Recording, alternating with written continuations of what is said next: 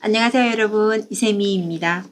오늘 갑자기 그 미국 연방준비제도 미 연준에서 갑자기 금리 인하를 발표했잖아요. 그 부분에 대해서 오늘 이야기를 나눠볼까 합니다. 미국 연방준비제도 미 연준이라고 하잖아요. 예, 거기서 현지 시간 3월 3일 기준금리를 연 1.00에서 1.25%, 즉 그러니까 0.50%를 인하를 한 거예요.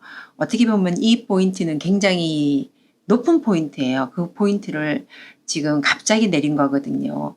예, 기존 같았으면은 보통 0.25%, 그러니까 베이비 스텝으로 해서 한 단계씩 이렇게 내린다고 해요. 근데 이번에는 두 단계를 내린 거잖아요. 0.5%니까.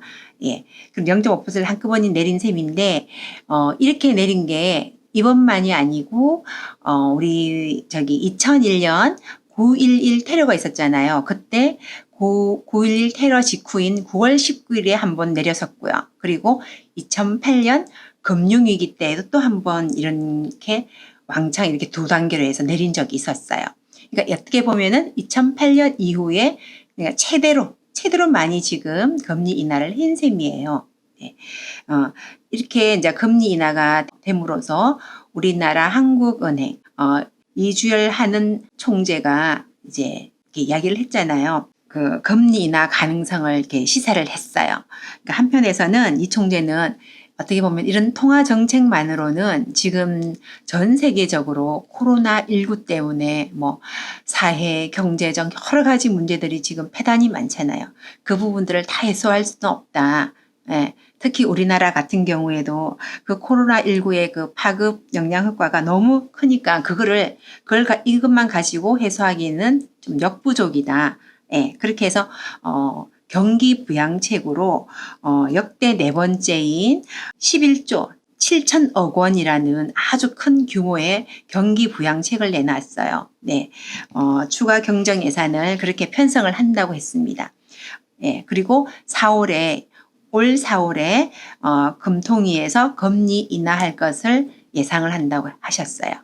예.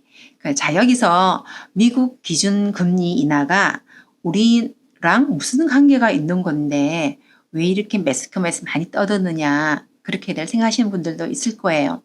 근데 지금 미국 기준금리가 지금 1.00에서 1.25%로 이렇게 떨어졌잖아요. 지금 우리 현재 나라 기준이 1.25예요. 그러면 이제 같아지는 셈이에요. 네. 그렇게 되면 미국 기준금리가 인하됨으로 인해서 우리나라도 지금 4월에 부도기하기 어쩔 수 없이 지금 금리를 인하할 수밖에 없어요. 그 인하가 되면은 이 시장에는 우리나라 이 경제 시장에는 어떤 영향을 미치냐 이게 문제인 거예요.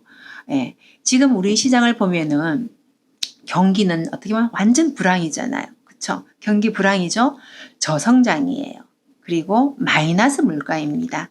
그럼에도 불구하고 어때요? 부동산은 어디 뭐 하늘 치솟듯이 지금 치솟고 있습니다. 특히 서울 부동산. 그리고 서울을 묶으니까 어디로 튀어요? 수도권으로 튑니다. 수도권도 어느 한쪽 묶으니까 또 다른 쪽으로 튀어요. 그러다 보니까 수도권 전체가 경기도 전체가 거의 지금 완전 강풍이 불었어요. 거기에다가 지방 같은 강력시에도 일부 지역에서는 그 여파가 엄청 났잖아요. 한 번씩 다 휘몰아쳐서 완전 소용돌이처럼 휘몰아쳐서 다들 지나갔잖아요. 네. 그러니까 지금 어떻게 보면 부동산만 다른 건 다 너무너무 조용한데 조용하다 못해 정말 다 죽었는데 부동산만 지금 천정부지로 뛰고 있는 거예요. 네. 어떻게 보면 이거는 뭐 내가 부동산을 가지고 있으니까 어떻게 보면 좋다고 할 수 있는 분들도 계실 거예요. 근데 가지고 있지 못한 분들의 입장에서 보면은 정말 그거는 패배감이 들 정도로 정말 엄청난 허탈감이 든대요. 예. 똑같은 이 사회 구성원으로서 이 사회를 살아가면서 누구는 뭐 하룻밤 자고 나니까 1억이 오른다, 2억이 오른다, 막 이렇게 하는데 나는 전세 살고 있어, 월세 살고 있어. 예. 그러니까 너무 그 차이가 심하다 보니까 괴리감도 느껴지고 어떤 사람은 자살까지 하고 싶대요. 예. 그런 말이 공공연하게 나오는 거예요. 예. 그래서 이렇게 시중 자금이 금리가 인하됨으로써 또 경기 부양책을 사서 시중에 이렇게 유동성 자금들이 많이 흘러나올 거잖아요. 금리가 인하됨으로써 시중에 유동성 자금도 흘러나오고, 예, 그렇게 나와버리면 정말 돈은 갈 곳이 없어요. 오로지 사람들은 부동산에 올인을 하게 됩니다. 자, 보세요. 금리를 인하하게 되면은 내가 집을 사면서 담보대출을 냈어요. 담보대출을 냈을 때 이자가 조금 부담스러웠는데 처음에는 금리가 자꾸 인하가 되네. 그러면 굳이 내가 이 집을 팔 필요가 있을까? 이자가 낮은데. 그럼 뭐 부동산에서 전화가 와도 안 팔 거예요. 예, 뭐 나중에 팔래요. 뭐 이런 식으로 돼버리는 거예요. 그러면은 매물 자체가 잠겨버려요. 매물 자체가 잠겨버리면 살려고 하는 사람은 있는데 물건이 없잖아요. 그러면 어떻게 되겠습니까? 부동산 가격은 또 상승할 수밖에 없어요. 이런 악순환이 자꾸 반복된다는 것이죠. 예. 어떻게 보면 그래서 지금 정부에서 부동산 정책을 막 자꾸 쏟아내잖아요. 그 낼 때마다 뭐 풍선 효과가 여기저기서 막 일어나잖아요. 그쵸? 예. 근데 그 풍선 효과가 정말 거기에 합당한 금액인지 아니면 거품으로서 뒤범벅이 된 것인지 그거를 볼 줄 아는 눈이 있어야 된다는 겁니다. 여러분들. 우리가 부의 기준만 양극화가 있는 게 아니에요. 부동산도 저는 늘 양극화가 있다고 말을 합니다. 손님들한테. 부동산도 그 지역에 따라서 상품에 따라서 천차만별의 양극화가 나올 수가 있어요. 그러니까 내가 어떤 좋은 입지를 가지고 그런 곳을 찾아서 투자를 하느냐 아니면 그렇지 않느냐에 따라서 위기가 왔을 때 우리 흔히 말하는 경제위기 이런 위기가 왔을 때는 경제위기라든지 금융위기가 왔을 때는 분명히 차이가 나요. 그래서 여러분들 우리 흔히 뭐 뉴스에서 언론에서 부동산이 어떻다 뭐 경제 상황이 어떻다 그러니까 여러분들 뭐 어떻게 하십시오 이렇게 하잖아요. 저는 언론 말 다 믿지 않습니다. 네, 절대 안 믿어요. 물론 참고는 해요. 예, 전혀 터무니없는 이야기는 아니기 때문에 참고는 하는데 그 사람들의 말을 전적으로 저는 믿지는 않습니다. 왜냐하면 저는 현장에서 일을 하는 사람이에요. 그렇기 때문에 그냥 이론상으로 이야기하시는 분들하고 제가 현장에서 실제 체험하는 거하고는 많은 괴리가 있어요. 그런 부분들을 기자들은 언론인들은 몰라요.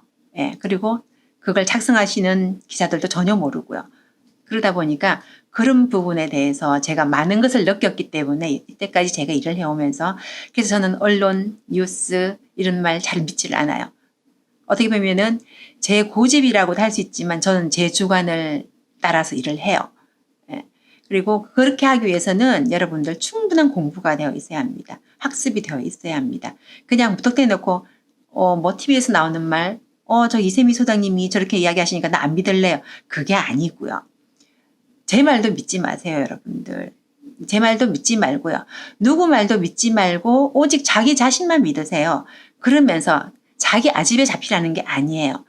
예, 충분한 학습이 되면은 자기 자신을 믿게 됩니다. 그렇게 공부와 학습과 그리고 여러 군데를 다니세요. 예, 우리 흔히 말하는 임장 활동 있잖아요. 네, 임장 활동을 하면서 현장에서 실제로 뛰어보면서 그러면은 그게 답이 나와요, 여러분들.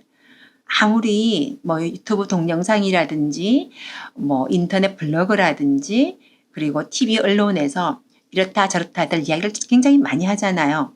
네, 그분들은 다 자기들이 그런 경험들이 있기 때문에 그런 거를 쏟아내는 거예요.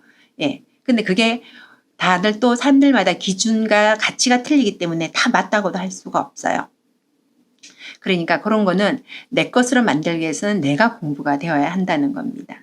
그러니까 여러분들도 이렇게 지금 부동산 시장이 다른 거는 다 죽었는데 정말 마이너스 물가를 치고 엉망진창인데 부동산만 지금 야단 법석이에요. 그러면은 왜 부동산만 야단 법석인지 거기에 대해서 여러분들이 공부를 해야 된다는 겁니다. 아시겠죠? 네. 어디가 정말 지금 수도권에는 제가 볼 때는 경기도 쪽 이쪽으로는 정말 그 거품이 많이 낀 곳이 많다고 저는 봐요. 그런 데는 분명히 어떠한 위기가 급박한 상황이 왔을 때는 분명히 떨어지게 되어 있어요. 네. 그리고 올라갈 때도 주춤 그리고 올라가요. 네. 그런 부분들을 잘 보시고 투자하라는 겁니다. 지금 누구 내가 어디를 사니까 가격이 뛰었더라. 그러니까 나도 가서 사야 되겠어. 그런 마음을 가지고 부동산 투자를 해서는 정말 곤란합니다. 부동산은 정말 어디 브랜드 옷이 이뻐서 하나 사는 것도 아니고요. 어디 가구 브랜드가 좋아서 뭐 사는 거 아니잖아요. 가구 사는 게 아니에요.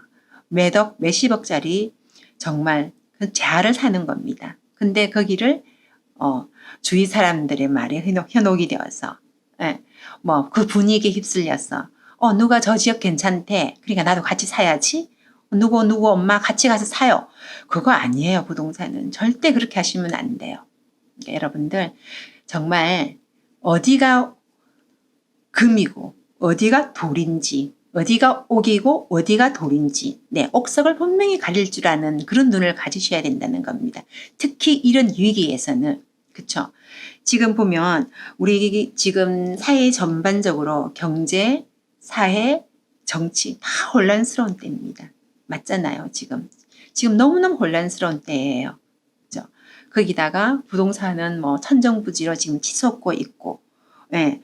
그리고 뭐 흔히 우리는 정말 이 부동산은 예측을 할 수가 없어요. 예. 그 예측을 다 하면 다들 정말 뭐 가난한 사람 없게요. 이걸 예측을 할 수가 없기 때문에 정말 신중한 접근과 그리고 충분한 공부가 되어 있어야 된다고 봅니다. 그러니까 여러분들 금리가 인하되고 시중에 유동자금이 많이 지금 풀릴 겁니다. 그렇다고 해서 분위기 휩쓸려서 여기저기 투자하셨다가는 정말 낭패 볼 수 있는 일들이 흔하게 이제 일어날 겁니다. 그렇게 되지 않기 위해서는 여러분들 충분히 공부하시고요. 그리고 많이 뛰어다니시고요.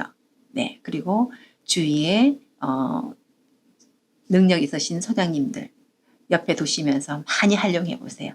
그러면 충분히 답은 나올 거라고 저는 봅니다.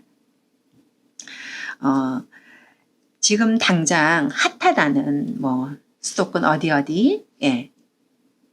부산 어디 뭐 대전 어디 대구 어디 예. 그런데 휩쓸리지 마시고요.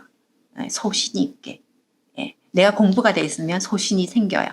예. 소신 있게 투자하시고 또 내 집 마련하시는 분들도 마찬가지예요. 내 집 마련하시는 분들, 투자하시는 분들 꼭 명심하셔서 정말 옥석을 가려서 투자하실 줄 아는 그런 밝은 눈을 가질 수 있는 그런 기회가 되었으면 좋겠습니다. 예, 여러분들 지금 뭐 코로나19 때문에 전 세계가 떠들썩하잖아요. 이럴 때일수록 어떻게 보면은 지금은 정말 뭐 따뜻한 말 한마디로 상대방을 위로할 수 있는 그런 좋은 기회라고 봅니다. 이제 추운 겨울도 지나가고 따뜻한 이제 봄이 오고 있지 않습니까? 근데 코로나19 때문에 정말 얼어붙어 있는 그런 느낌인데 정말 나를 스치는 사람, 내 주위에 있는 사람들한테 따뜻한 위로의 한마디로서 힘을 주신다면은 여러분들에게도 다들 좋은 일들이 있을 거라고 저는 믿습니다. 여러분들 이 고비 잘 넘기시고요. 건강한 모습으로 늘 배웠으면 좋겠습니다. 여러분들 감사합니다. 사랑합니다. 여러분 모두에게 평화를 빕니다.